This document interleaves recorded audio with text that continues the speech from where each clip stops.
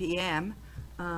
Before we begin, I'd like to introduce my committee aide, Deneen Tuck, and thank Selman Holland, our current Labor and Commerce Secretary, and Eileen Keim, the LIO moderator. Am I pronouncing that right? So at this time, I want to remind everybody to turn off their cell phones or to silence their cell phones. So we have here present today Representative Hannon, Representative Revak, Representative Fields, Representative Tallarico, Representative Stutz, and myself, Co-Chair Ledoux. We do have a quorum to conduct business. On Wednesday, March 6th, we made it through public testimony and closed public testimony, so there will be no further public testimony today. So we are just finishing up right now with the confirmation hearing of the Marijuana Control Board seat, Vivian Stiver, and it's my understanding that Ms. Stiver is online to answer any questions the committee may have, and joining us is my co-chair, Representative Wall. So, do we have questions from the committee for Ms. Stiver? I remember, Representative Stutz, that you had some questions. Thank you, Madam Chair. I think that it's more of a statement than it is a question, so I'll wait until we're summing up, but I appreciate that. Do we have any further questions? Representative Wall? Thank you, Madam Chair. Thank you, Vivian, for joining us again today. I guess I have some sort of general questions. Is what you see as the main or major issues facing the Marijuana Control Board, and what, if you have any thoughts about them or approaches towards those major issues? Through the chair, Representative Wool. I think what we need to be careful of moving forward is we have some regulations, we have many regulations in place for the industry, is making sure that we're not overlooking an area where they're too restrictive. I think that's the greatest sin of regulation, is trying to do it right but causing too much restriction. I've seen regulations like that in the food industry, working within the federal government priorities currently, that sometimes regulations, they can be overwhelming. So I think going forward, I'm not always sure what the future is going to hold, but the main thing is that these regulations work within the laws that you all in the legislature make, and that they're not restricting the development of an industry. Thank you. Any further? I have other questions. Go ahead. Thank you, Madam Chair. I guess as far as there's a lot of talk about public seat, and that your seat is a public seat, and it was an industry seat, or it was industry/public. There's other seats on the board. There's public health, public safety, rural, industry. Do you see those other seats as also public? We heard a caller last week when you were here saying that the health and the safety seat are also public seats. Do you view them as public as well, like members of the general public like yourself? No, I see them, through the chair, Representative Wool. No, I see them as very specific to public concern for health, public concern for safety, and also the rural seat has a size designation to be for communities of a certain size. So I think when you have the seat that's industry/public, that public serves, it's not you serve the same people in a different way. Maybe it's more community oriented, overall how it's working, as everything put together that makes public, everyone working together, and how it's working in the community. Follow up. Go ahead. Thank you, Madam Chair. Well, in that light, if you see yourself as maybe one of the few true public seats, in that the other ones have more specificity, do you feel that you represent the public especially in light of the fact that when marijuana, well, I believe when there was You a, are currently in a private conference. The host But I has will, arrived. I will go ahead and, All participants are muted. I think we're back. I'll start my question over again. Are you there, Vivian? Maybe not. Alice, is she?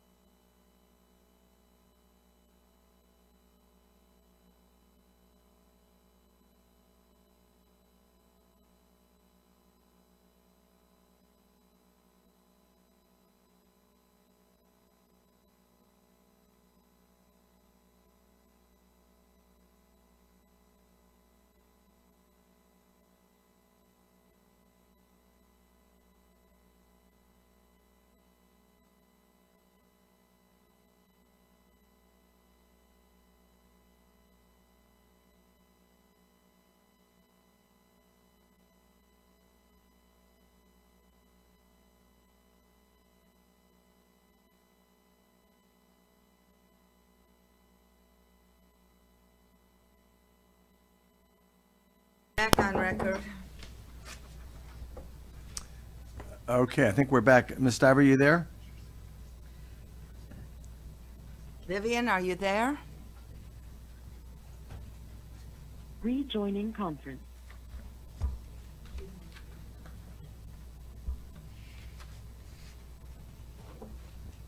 Andy?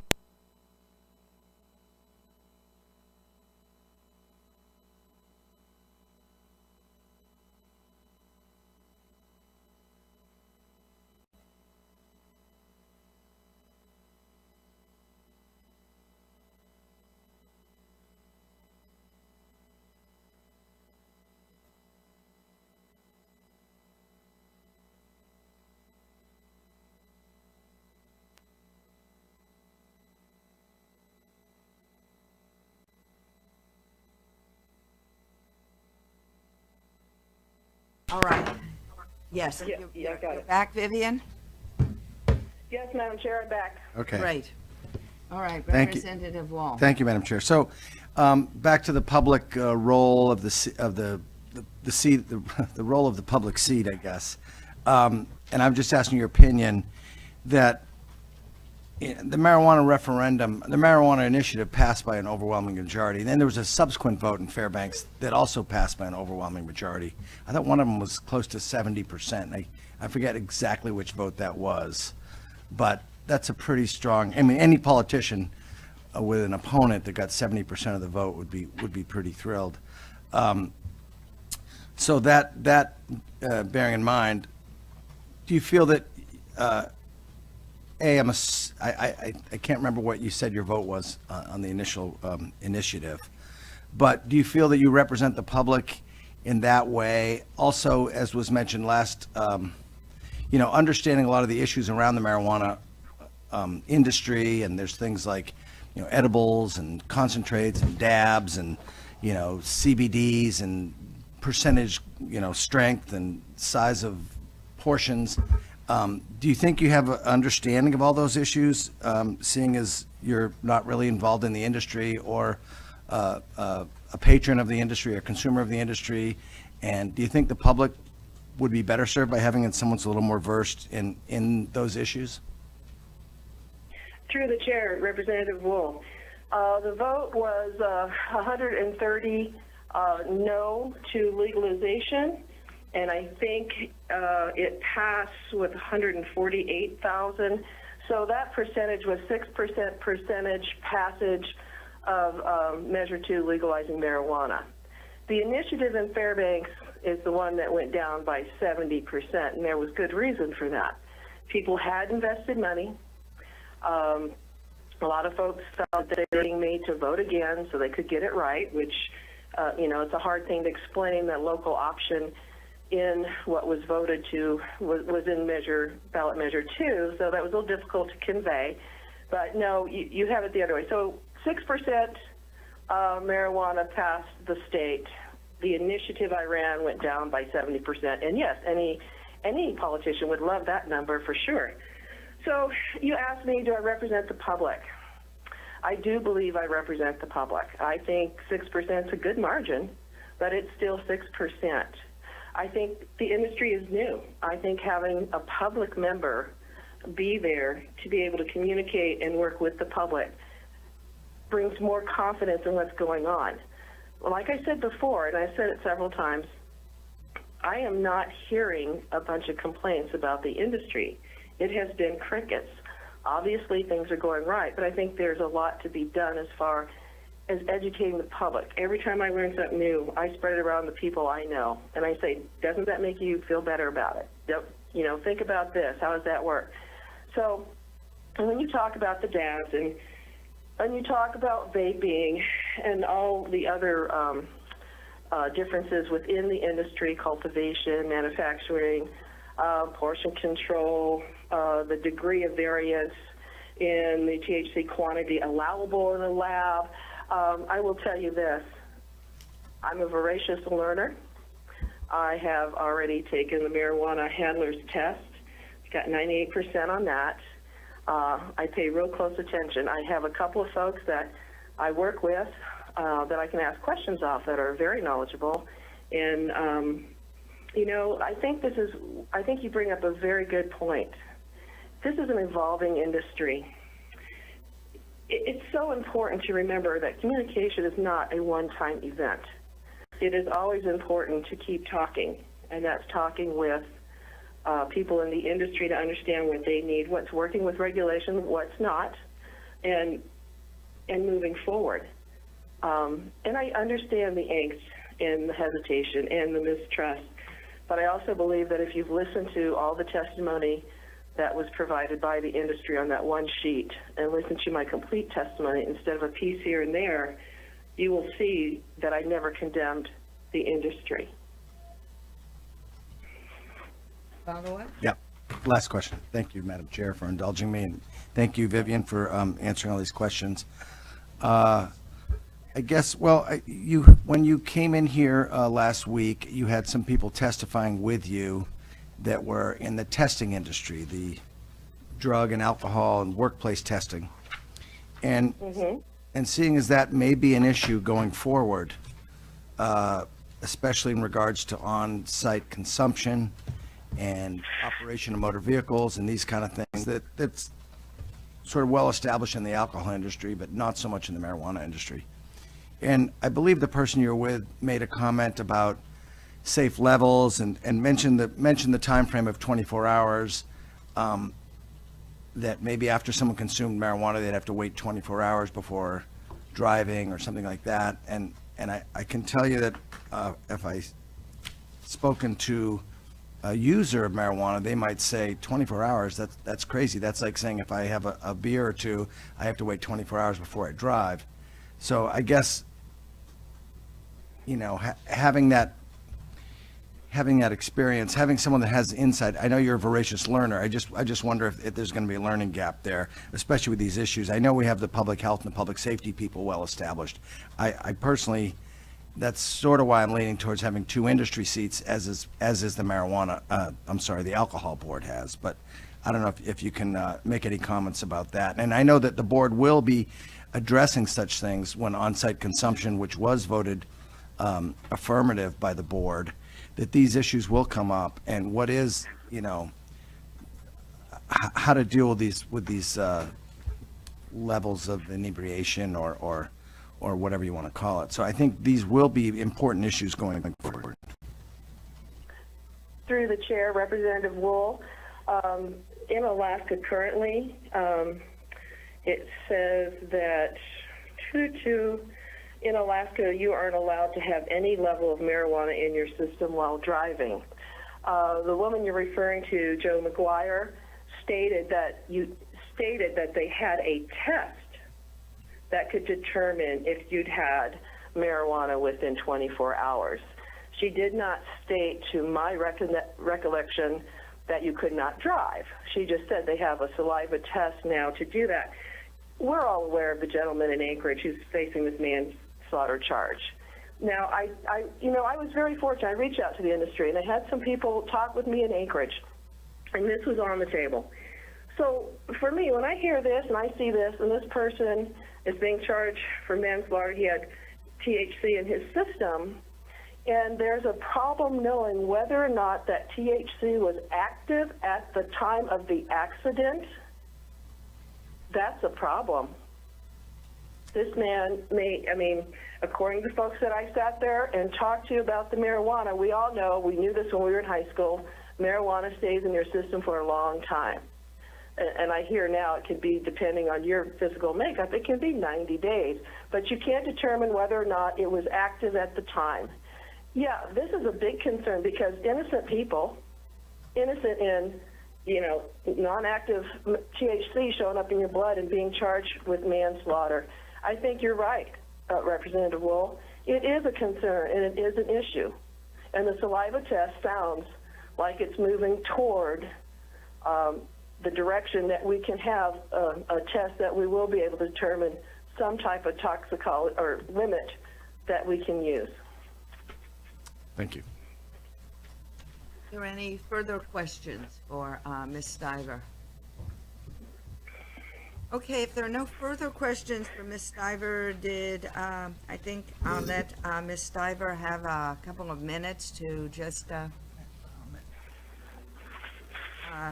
you have any closing statement, and then we'll go into committee comments. Thank you, Chairwoman Ledoux. I do have a closing statement. I want to thank you for the opportunity to address information that was included in the document Ms. Stiver versus Truth, which was provided to you by the Alaska Marijuana Industry Association. The statements in the document were selected from parts of my testimony and do not reflect my testimony as a whole. I encourage you to listen to my entire testimony. I have provided you with the links to my testimony and the documents that support the statements I chose to make as part of my testimony. It is important to remember these statements must be viewed in the time frame they were given as related to events and information. The statement, Colorado opened it up like the Old West, and we are fixing to do the very same thing, even more, was made during the time our borough was looking on allowing on-site consumption. Colorado did not allow for on-site consumption, and no state at this writing allows for on-site consumption. In another statement, I said, sativa has been known to cause violence in people. This was suspected during the time at which I made this statement. I have provided the committee with a copy of a more recent article, Marijuana, Mental Illness, and Violence by Alex Bertenson. As time progresses, we always learn more and we fine-tune our perspectives. I would like to acknowledge that I misspoke in my previous testimony relating to pharmacy, licensing, and dispensing of marijuana, medical marijuana. I had spoken to one person who worked in the pharmacy believing they were one of the pharmacists and did not follow up on what I was told. It was in the early 200s when pharmacists tried to develop a process to dispense marijuana, but it did not gain support. Finally, in regards to the document, Ms. Stiver versus Truth, not one statement listed has me in any way advocating to criminalize marijuana or disrespecting the vote of the people. What I bring to this board are a set of skills that will serve the industry and communities well. I have small business experience, I do my homework, I'm deliberative, and I can speak and listen to information from all stakeholder groups. These skills have developed during my time on Fairbanks City Council, my time as a legislative aide, and as a small business owner. But most importantly, I understand things change. We all must listen to new and relevant information as this young industry moves forward. The people of Alaska have legalized marijuana. It is done, no debate.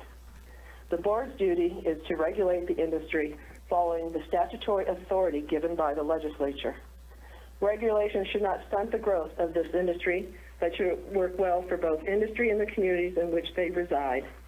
I will look to make decisions on what is in the best interest of the industry, the communities in which they operate, and as prescribed by statutory authority. It is very important to understand that communication is not a one-time event. In order to move forward, all parties must engage in good, productive conversations. Education and process are the key components that will bring success to the cannabis industry and confidence among our communities. This only happens with ongoing communication. I appreciate your time and consideration of my appointment to the Marijuana Control Board. Thank you. Thank you very much. So do you have any committee comments? Does anybody on the committee want to comment? Okay, Representative Stutes and then Representative Fields and... Thank you. Thank you, Madam Chair. I do have several comments. I know that when we listened to testimony last week, part of the statement made by Ms. Stiver in relation to her activities in Fairbanks was that she felt that it was too premature and Fairbanks wasn't ready for it and they didn't have any statutes or regulations in place, but it would seem rather unprecedented to me to put any kind of statutes or regulations in place before the law has passed. So that was one thing that I thought was a little bit odd. But more than that, as we listened to other people testify, there was a gentleman, I believe his name was Stanton, one of the testifiers, and he testified on behalf of Ms. Stivers. And he was talking about the marijuana industry, and he obviously is not a supporter of the marijuana industry. And it alarmed me greatly to hear him say, there's 3 of them on the board and we need one of us. That really concerned me because it's been clear the history of Ms. Stiver is she has not been a supporter of the marijuana industry and she's been somewhat adversarial to it. So my question would be whether or not she would be able to remain impartial in making determinations and setting up any kind of statutes or regulations for this industry. So I'm finding that it would be hard for me, myself, to support her under those conditions. Thank you.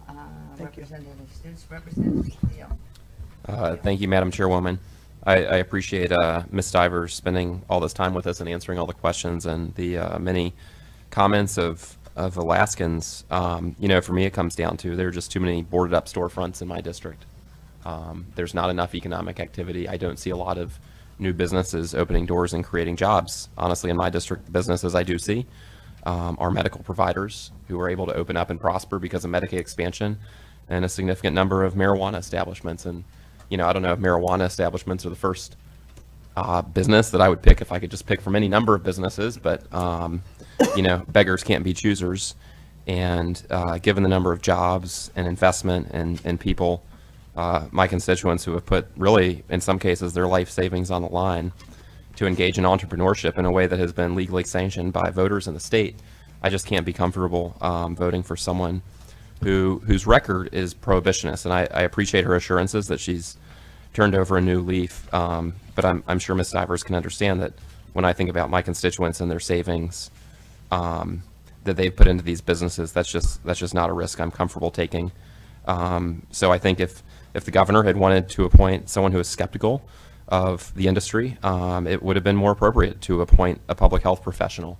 I certainly have concerns about public health. I've heard from nurses who work at the hospital in my district that when they're in the intensive care unit treating babies who are withdrawing from opioids, the withdrawal is much more difficult when the parents of those babies were using both marijuana and opioids. So I think there are very legitimate public health issues around this, but if we're going to deal with those, A, is AMCO the right place to deal with them? B, if we are going to address those, I think we should have a public health professional to consider. So thank you for the time, Madam Chairwoman. Thank you. Representative Hannon. Thank you, Madam Chair. Like many others, coming into the hearing on Ms. Stiver, I had certain concerns, and through the process, I have come to think about the configuration of the board, which was not my initial concern. But the more I think about it, I appreciate the board specificity included today, that the other three members, the public health, public safety seat, and the rural seat, may not have nor be linked to a family that have financial investment in the industry. And that specific exclusion leads me to conclude that it is important, while this industry gets up and gets regulated at its initial stage, that we do have a couple of members from the industry to look at the practicality of regulations. I've already heard from people saying, here's an example of bad regulation, that there are 5 required warnings that must be on each packet of legal marijuana sold in the state, even if that packaging is a single marijuana cigarette. And as we all know, that once upon a time in the cigarette packaging regs, you get down to the level that the warnings have to be printed in such small font that no one can read them. So it seems to be one of those regulations that the goal is good, but the practicality of how it functions seems to have defeated its purpose. And I could foresee that in 5 years or 10 years, when we've got things ironed out, that regulating the industry and getting it going from the business perspective are not the primary regulatory issues that they're dealing with, that this doesn't have to be 2 industry seats. But I've become convinced through the testimony and hearing and thinking about it, as a way for us to generate revenue in a community that has 1.3 million visitors a year that are here for 6 to 8 hours at a time, having on-site consumption, is a business growth potential in my communities. And things that we do to stymie that aren't for the benefit. Alaska already had legal right to personally consume, and the only reason that we should have it at the state level of regulation is to be able to be a successful new industry. And for that reason, I'm going to have to oppose her nomination on the floor, and I appreciate the opportunity to learn about it in the committee. Anybody else? Representative Wall. Thank you, Madam Co-Chair. First of all, Vivian, thank you for coming in last week and for being on the phone today. I know this is probably not necessarily you expected going into this. And I've certainly known you for many years in Fairbanks and patronized your business or businesses and enjoyed them very much. That being said, I as a licensee myself of an alcohol license that is regulated by a board, and my industry, like the marijuana industry, has many different license types. And there's retail, there's wholesale, there's manufacturing, as there is in marijuana. And I know on the alcohol board, there's 2 industry people, and I'm very appreciative of that because they're not in the same types of lines of the industry. So certain issues come up for package store regulation that doesn't affect, say, retail on-site consumption of alcohol. They're very different. And the same with marijuana. You have cultivation, and they're paying a tax where retail isn't paying any tax right now. They deal with more packaging. There's computer systems. There's a lot of issues that are sort of unique to different aspects of the industry. And I think having 2 members industry on the board is not too many. And I know this governor wanted to eliminate both alcohol and marijuana boards, put forth legislation for that, which I don't support. And I think these industries should be regulated, should be well regulated. It shouldn't be the Wild West, and I wouldn't want all 5 seats to be industry, that's for sure.